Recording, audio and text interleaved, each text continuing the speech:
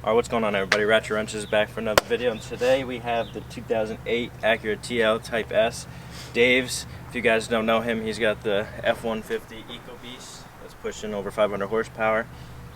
But today, this car has been sitting, I don't know, for a couple months now, right? Yeah. The radiator is up and he's tired of putting some miles on the beast, so we're going to put a radiator on this, do a tutorial style for this because we haven't done a tutorial in a while. And this is a pretty unique car. It's fast, it's tuned, it's got a bunch of mods on it, but we don't really have any videos stating that. But yeah, we're gonna do this radiator, drain and refill. If you guys are new, please give it a thumbs up, make sure to subscribe, turn on the notification bell, it helps us out tremendously. But let's get into it. So the radiator is actually fine for the most part when it comes to the coolant.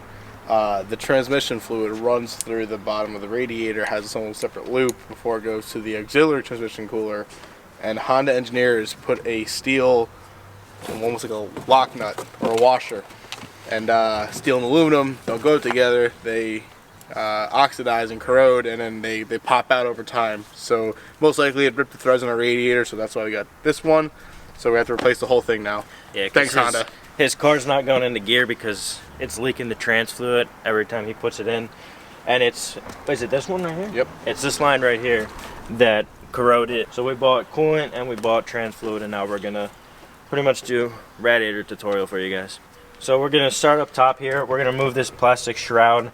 It's got little clips that you just pop with a panel pop or a flathead. We already started here, so he's just gonna take that one off now. Set that out of the way. Now you have pretty good access of the whole radiator. We're pretty much just gonna try and take away some things, free up some access. So we'll take this reservoir. There's a bolt back here that is a 10 millimeter. It seems like everything so far is 10 mil, which is very convenient.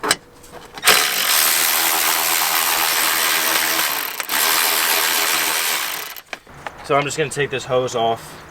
I think we're gonna have to salvage this. It looks like it's kind of corroded here. It might be ripping, but we just disconnected there. We got a little bit of a leak, but this is the coolant. So we got one drain bin for coolant and the other one's gonna be for trans fluid. We don't really want to mix it, so we're not gonna be those guys, but should we just use fresh coolant and just drain this completely? Yeah. Or keep it? Yeah, we're gonna use a whole fresh system, so I'll just let that drain. I buy Honda OE. Yeah, that's the OE, the blue. There's a connector here to power the fan. I'm just gonna take it out of this. And I'll put that freely. And make sure you connect it at the end because otherwise you're not gonna have fan power and you're gonna overheat, and you don't want overheating. These little brackets are pretty much just almost like a little groove for the radiator to just sit in. So I'm just gonna take this 10 millimeter off. Very rusty. Get that one out of the way. Get this one out of the way.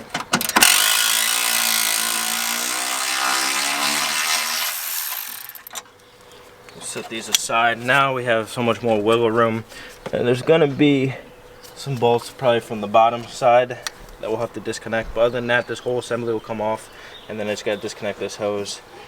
This is probably gonna be full of coolant, so I'm gonna see if there's a drain plug on the OEM radiator to drain into a bucket. If not, we're gonna have to take it off by the upper hose and the lower hose and just let it drain the old-fashioned way. So I looked under. The OEM one doesn't have a drain, so we're gonna have to take it off by the lower radiator hose. But while we're up here, we're gonna get the upper hose off. Invest in this hose clamp plier. It sits in those grooves, these little prongs, so it definitely helps rather than regular pliers, because this is under so much tension. If you had regular pliers and it slips, you could potentially hurt yourself. But yeah, we'll put these down in the description below. They're pretty cheap. I mean, these ones were AST, a Snap-on off-brand, but I'll put an Amazon or quality brand in the description. So definitely, if you're working with radiator hoses or any kind of clips like that, invest in them. There we go. Motherfucker. Sorry, excuse my French. It's full send. Ready? Yep. It's coming down.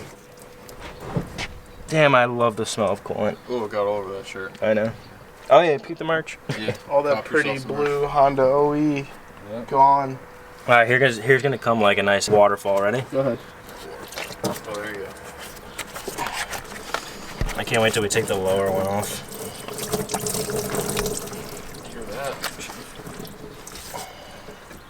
This is sitting right here, man. It's just sitting in there. The top hose was easy to get off. Now we're gonna go down to the bottom hose, which if you see right here, it's obviously this hose right here, and it goes down to the bottom right-hand side, driver's side of the radiator. That's where most of the coolant's gonna come out. So we're gonna get under. You might not be able to see it, so I'll just show you guys from above. It's the same procedure. There's one clamp. Just clamp it off and let it fall. Gravity takes over. Before we get down low to take off the lower radiator hose, he's gonna jack it up and put it on some stands. So we'll get that done. That's honestly high enough. Oh, the jack stand won't get under it. This is the ghettoest jack. I don't like this jack.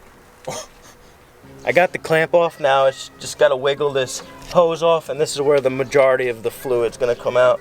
Wiggle, wiggle, wiggle, wiggle. Oh, God.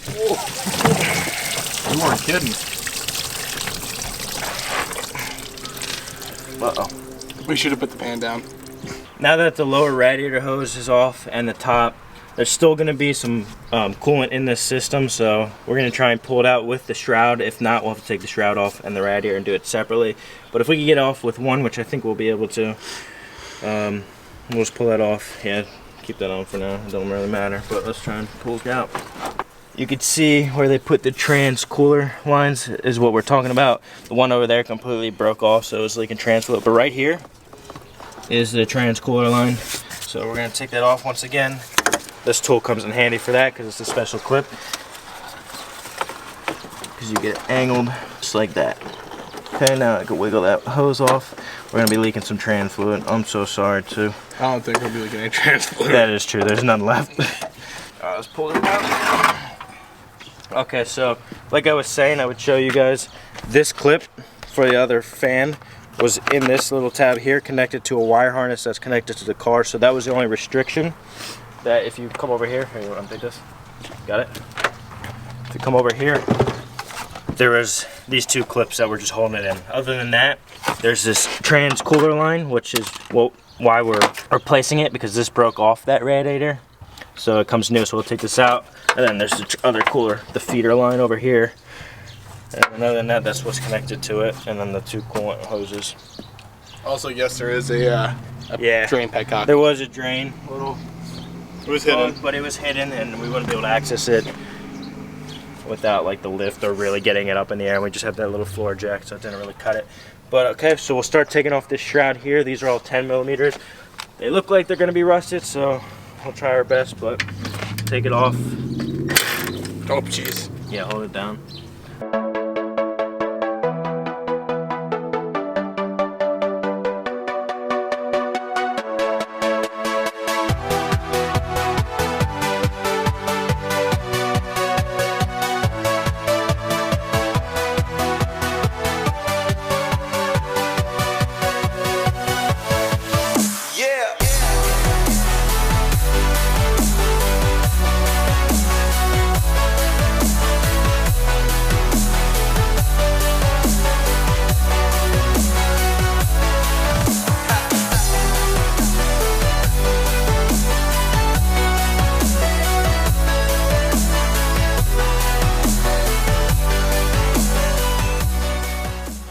Okay, so here's the new one. There's the old one. We're gonna put the fans on, but first, like I said, these broke off on that one. That's the whole reason why we're replacing it. These are the trans lines.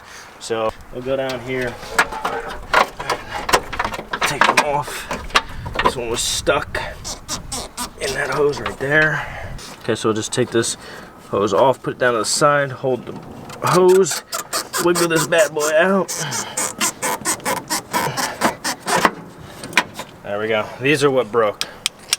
Caused that leak. Can you believe that? Stupid. We're gonna put the fans on. We're gonna put the radiator cap on. Connect the hoses. Then we're gonna have to bleed the system with the coolant, and then we'll have to put some trans fluid in it. So let's do that now. Just take a mental note of which one was driver and passenger side. I don't know if you've ever replaced these before.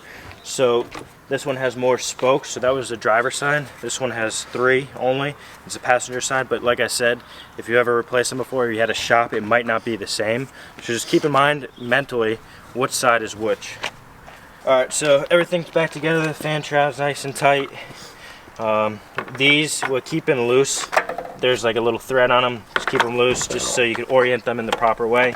I got this tucked in. Now we're just going to remove these caps. We got to reuse the radiator cap here, and then these little black caps are for Radiator hoses, upper and lower. So we're going to put this back in. Everything, these are loose, so we can wiggle these a little bit. We're going to put this in. As you can see down here, we put these little rubber grommets where this will line up in. Little pegs. And that one, and we don't want to snap that or anything. And then let's get it in. It's a little tight, but it's doable. You don't take the fan shroud off, which is good.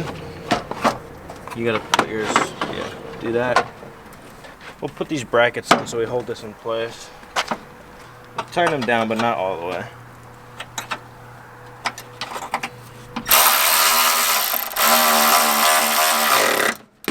Okay, that was all the way. I'll back that up a little bit. I didn't realize how short of a thread that was.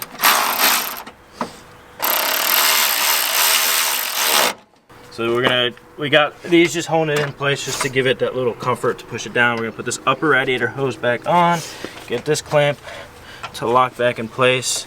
This is all nice and tight. Hook up that fan shroud. It's, right here, the wire, it's in there. Connect that so we got power there. We also have this disconnected over here, which is just a must so we don't have any accidental slice of hands or any voltage going to it.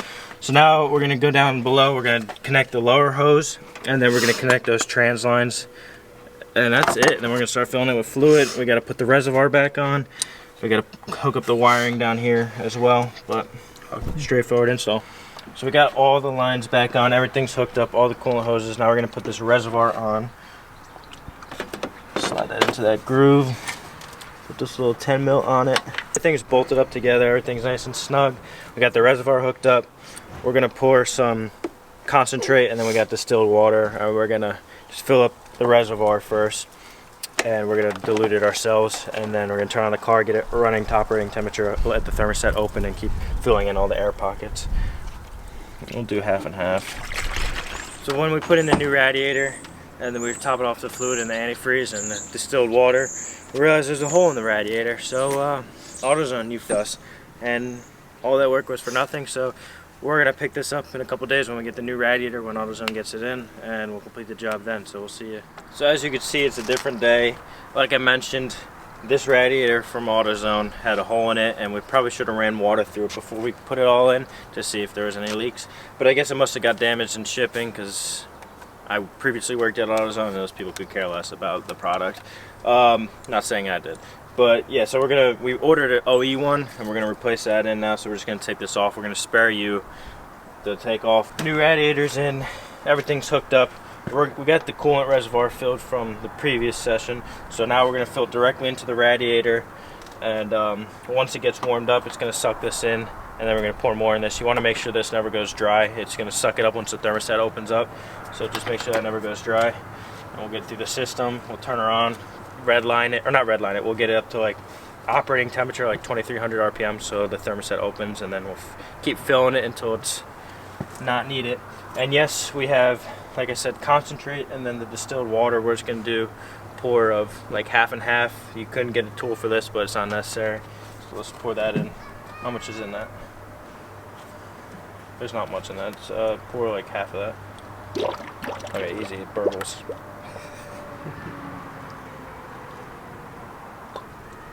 Figure this is a good time to peep the merch. If you guys like our sweatshirts and our logos and whatnot, this is our new design. But links in the description down below, and you could cop some new merch. All proceeds go to a project car, so if you want to help us out, that'd be awesome. We got new hats too. We got some snapbacks, pretty cool designs, so definitely help us out, and we'll provide you with the best content. Do half of that. That's good. Alright, let's get this thermostat open. Of course, this car's a piece of shit, and we gotta jump the battery, so bear with us. We're gonna hook up the jumper cables to the Mustang, and hopefully this battery will start. We'll turn on the car, get operating temperature, turn the heat on. Let's go. So we got it started, thank God. Now we just gotta keep an eye on this, and we're definitely just gonna keep topping it off. Heat on full blast in the car. Once that warms up, you know, thermostat opened up, so then we're gonna have to really start pouring more. Trusty Mustang here. You get ready to pour. You can take the jumper cables off. Take them off on that. The coolant is all topped off. We're gonna keep some in the car just in case it goes down, which is normal once you really start driving it. But like I said, the reason we did this was because it was leaking from the trans line. So now we're gonna have to top off the trans fluid, and this is done. It's a wrap. We're gonna take it for a drive.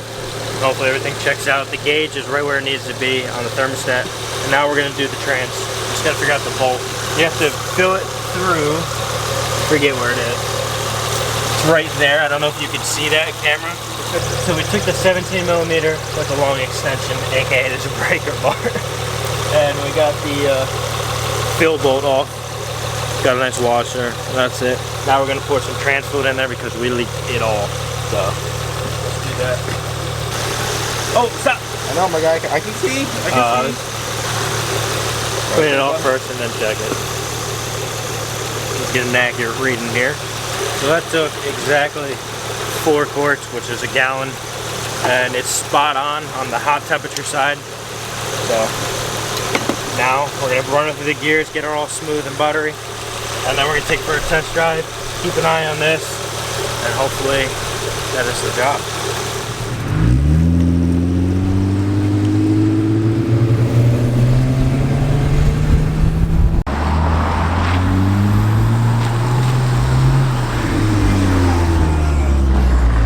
Alright guys, Dave and Austin took the Acura for a test drive. Everything checked out perfect. They ran to AutoZone to get a few things. But yeah, I had to part ways. I have to do something at home. They had to do something at their place. But thank you so much for watching. So that was the radiator change on the Acura. Hope you enjoyed and learned something possibly. Save yourself some money from taking it to a shop. But until next time, peace.